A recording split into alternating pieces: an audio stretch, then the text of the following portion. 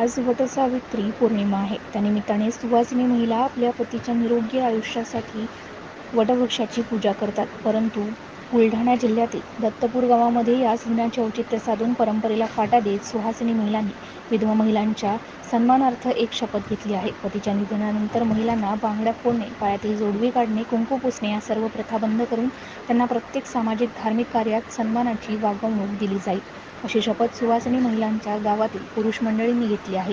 त्याचबरोबर यावेळी सुवासिनी महिलांनी स्वतः कुंकू लावून वटवृक्षाची पूजा केली आहे। त्यामुळे ही विधवा महिलांच्या सन्मानार्थ परिवर्तनाची नांदी म्हणावी लागेल। MCN न्यूज मराठीकरिता रवी शेगोकार, बुलढाणा। आज आदर्श गाव दत्तपूर इथे आज आम्हाला जो विधवा महिलांना जो हा सुवासिनी महिलांनी इथल्या आम्हाला जो मान सन्मान मिळवून दिला त्याबद्दल इथल्या गावकऱ्यांचे आम्ही खूप खूप आभारी आहोत। एक नवीन पायंडा पाडून दिलेला आहे समाजापुढे आणि मला वाटतं हे सगळ्या गावांमध्ये शहरांमध्ये सगळीकडे हे सुरुवात व्हावी, ही एक छान सुरुवात झालेली आहे असं मला वाटतं। जय ज्योतिबा जय सावित्री। प्रतिभा भुतेकर। आज गाव दत्तपूर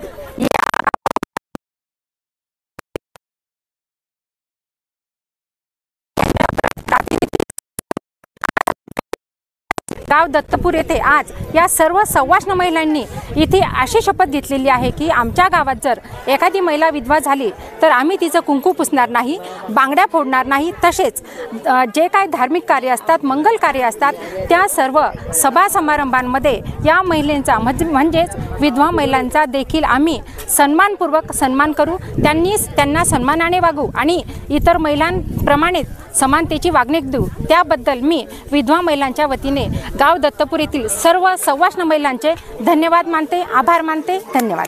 सर, आज दत्तपूर गावामध्ये महिलांनी एक आगळीवेगळी शपथ घेतली आहे, काय नेमकी संकल्पना होती आणि काय शपथ घेण्यात आली?